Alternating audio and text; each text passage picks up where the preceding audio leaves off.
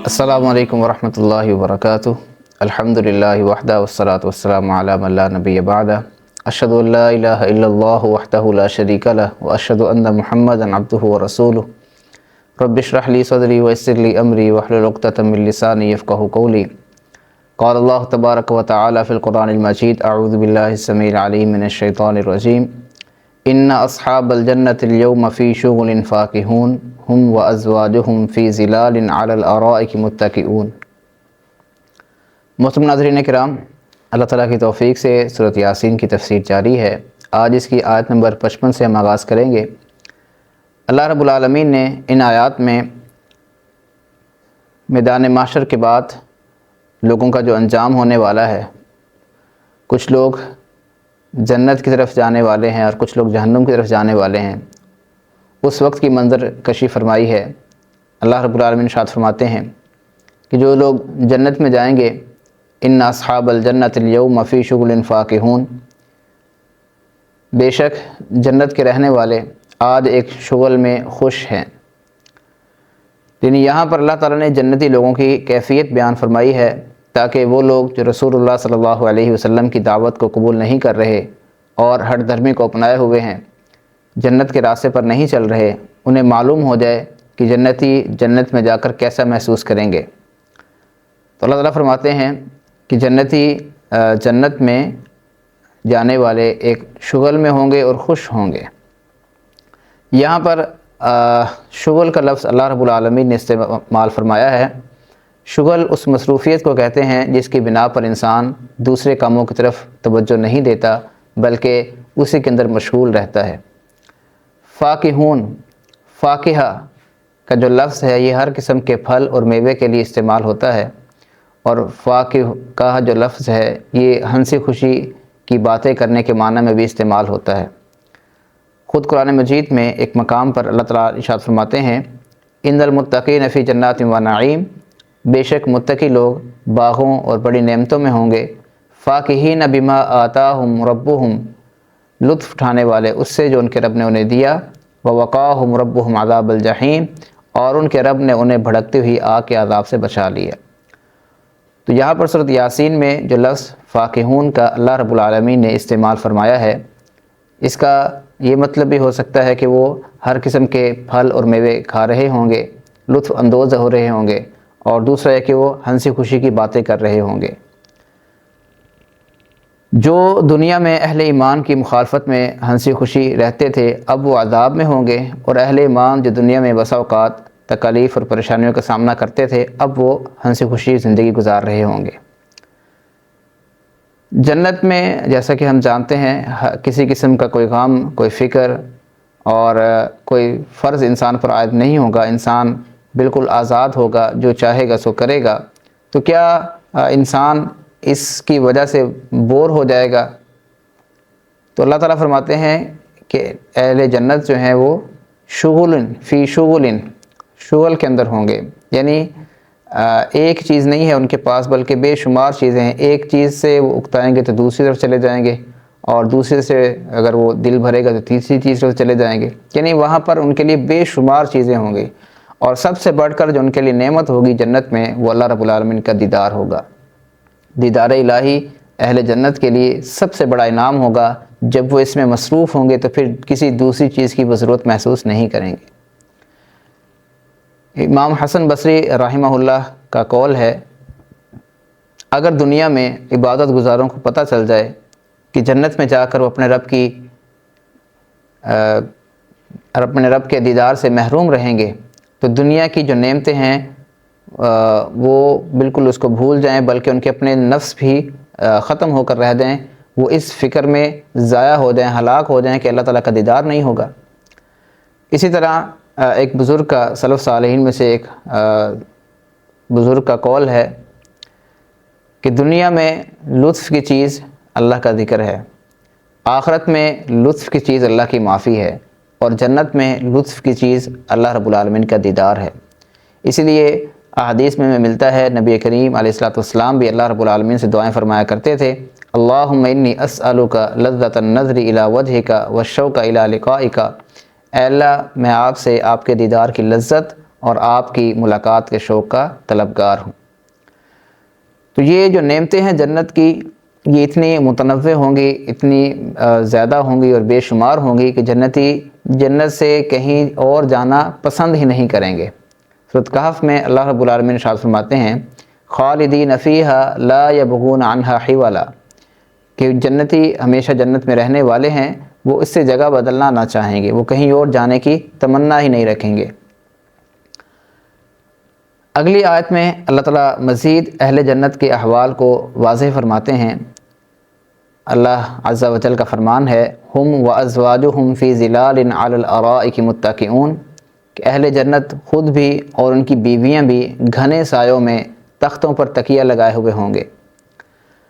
تو جنت میں وہ تنہا نہیں ہوں گے بلکہ ان کی بیویاں بھی ان کے ساتھ ہوں گی، اور یہاں پر ازواج کا لفظ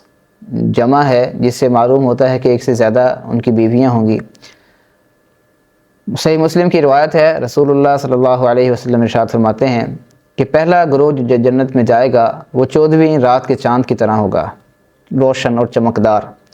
اور جو گروہ اس کے بعد جائے گا وہ آسمان کے بڑے چمکدار تارے کی طرح ہوگا۔ ان میں سے ہر مرد کی 2 بیویاں ہوں گی جن کی پنڈلیوں کا گودا گوشت کے اوپر سے نظر آئے گا، اور جنت میں کوئی بندہ بھی بغیر بیوی کے نہیں رہے گا۔ یہ انسان کے لیے ایک بڑی اللہ تعالیٰ نے اس میں خیر رکھی ہے، اور انسان کی تنہائی کا ایک بہترین غمخوار اور غمگسار ساتھی ہے۔ بیوی کی شکل میں اللہ رب العالمین نے اس کو اپنی نشانی بھی ارشاد فرمایا وَمِنْ آیَاتِهِ أَنْ خَلَقَ لَكُم مِّنْ أَنفُسِكُمْ أَزْوَاجًا لِتَسْكُنُوا إِلَيْهَا، کہ اللہ رب العالمین کی نشانیوں میں سے یہ نشانی ہے کہ اس نے تمہارے میں سے ہی تمہاری بیویاں بھی بنائی ہیں۔ تو جنت میں بھی انسان مسلمان اور مومن اور اہل جنت جو ہیں وہ بیوی سے کی نعمت سے سرفراز ہوں گے، اور ان کی جو صفات اللہ تعالیٰ نے بیان فرمائی ہیں وَلَهُمْ فِيهَا أَزْوَاجٌ مُطَهَّرَةٌ، وہ پاکیزہ بیویاں ہوں گی جس کی فطرت اور ظاہری شکل و صورت بڑی پاکیزہ ہوگی۔ یہاں پر فرمایا کہ وہ اور ان کی بیویاں فی ظلال، ظلال ظل ان کی جمع ہے، سائے کو کہتے ہیں، یہ یعنی مختلف قسم کا سایہ، رات کی تاریکی کا سایہ، باغات کا سایہ بھی، اور اسی طرح عزت اور حفاظت اور ہر قسم کی خوشحالی کو بھی ظلال کے لیے ظلال کا لفظ بول دیا جاتا ہے۔ اصلاً ہر ڈھانپنے والی چیز کو ظل کہتے ہیں۔ جنت میں سورج کی تپش تو ہوگی نہیں، لہذا یہ باغات جنت کا سایہ ہوگا جس میں وہ آرام کر رہے ہوں گے۔ علی الارائک متکئون، اللہ تعالیٰ ارشاد فرماتے ہیں کہ وہ ارائک پر، ارائک اریکہ تو ان کی جمع ہے، یہ سجے ہوئے اور خوشنما بنے ہوئے تخت کو کہتے ہیں۔ تو اس میں اشارہ اس بات کی طرف ہے کہ جنتی میاں بیوی جو ہیں فارغ البال ہوں گے اور صحت و سلامتی سے عیش کریں گے۔ تو اللہ رب العالمین ہمیں توفیق دے کہ ہم ایسے اعمال کریں کہ جو ہمیں اس جنت کا مستحق بنا دے، اور جب وہاں پر ہم پہنچے تو ہمارے لیے یہ ساری نعمتیں انشاءاللہ دستیاب ہوں گی۔ اور کیا ہوگا جنت میں؟ اللہ رب العالمین اگلی آیت میں ارشاد فرماتے ہیں لَهُمْ فِيهَا فَاكِهَةٌ وَلَهُمْ مَا يَدَّعُونَ، ان کے لیے اس جنت میں بہت سے پھل ہیں، اور ان کے لیے اس میں وہ کچھ ہے جو وہ طلب کریں گے۔ وہاں پر بھوک تو لگے گی نہیں، پیاس تو لگے گی نہیں، تو پھر یہ فاکہہ، یہ پھل میوے کس لیے ہوں گے؟ صرف لذت کے لیے ہوں گے۔ اور نبی کریم صلی اللہ علیہ وسلم کی حدیث سے معلوم ہوتا ہے کہ جنت کے جو پھل ہیں، جنت کے جو میوے ہیں، ان کے نام تو دنیاوی پھلوں کی طرح ہیں، دنیا کے میووں کی طرح ہیں، لیکن وہاں کے پھلوں کا اور میووں کا جو ذائقہ اور لذت ہے وہ یہاں کے میووں سے بالکل الگ ہوگا، بلکہ بعض اسلاف کا یہ قول ہے کہ ہر پھل کے اندر جو، یعنی اگر انگور کا ایک خوشہ ہے تو اس کے ہر دانے کا الگ ذائقہ ہوگا۔ اور اللہ تعالیٰ فرماتے ہیں وَلَهُمْ مَا يَدَّعُونَ، کہ جو وہ مانگیں گے وہ ان کو مل جائے گا، جو وہ طلب کریں گے اللہ رب العالمین ان کی طلب کو پورا کر دیں گے۔ دنیا میں انسان بہت کچھ مانگتا ہے، بہت کچھ طلب کرتا ہے، لیکن اس کو نہیں ملتا، تو جنت میں انسان کی ہر خواہش کو پورا کر دیا جائے گا۔ اور یہاں پر یہ فرمایا کہ جو مانگیں گے، تو مانگنے کا ذکر اس لیے فرمایا اللہ رب العالمین نے تاکہ یہ واضح رہے کہ جنت میں جانے کے بعد جنتی خدا نہیں بنیں گے، وہ رہیں گے بہرحال اللہ کی مخلوق ہی، وہ رہیں گے اللہ کے غلام ہی۔ آقا اور جو غلام کا تعلق ہے وہ وہاں پر بھی برقرار رہے گا، اور اپنے مالک سے جو سب کا خالق و مالک ہے، اس سے مانگنے میں جو لذت ہے وہ ان کو وہاں پر بھی ملتی رہے گی۔ پھر اللہ رب العالمین ارشاد فرماتے ہیں سلام قولا من رب الرحیم، سلام ہو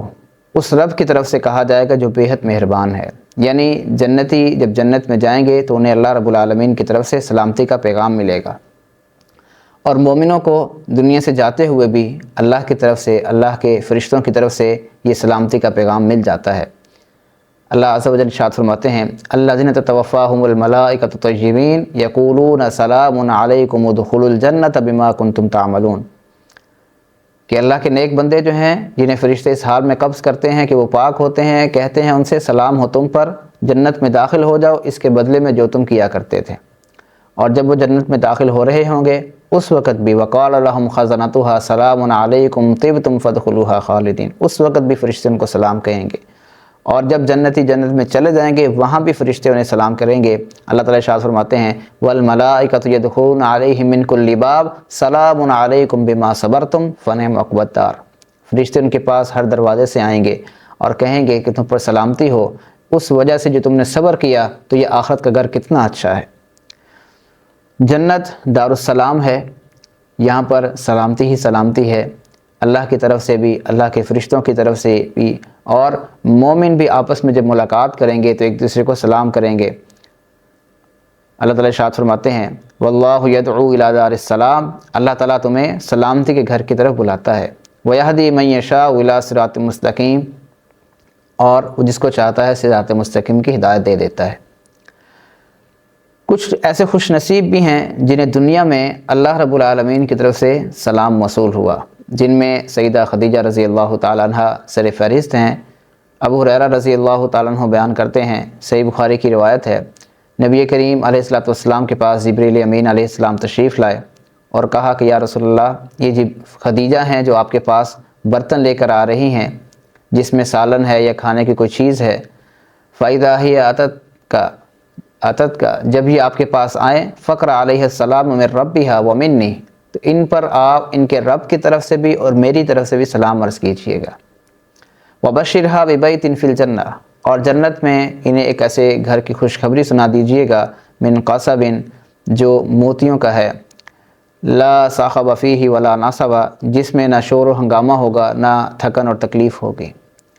اسی طرح سیدہ عائشہ رضی اللہ تعالی عنہ پر جبریل امین نے دنیا میں سلام بھیجا۔ صحیح بخاری کی روایت ہے، رسول اللہ صلی اللہ علیہ وسلم فرماتے ہیں یا اے عائشہ ھذا جبرائیل یقرئک السلام، یہ جبرائیل ہے جو تمہیں سلام عرض کر رہے ہیں۔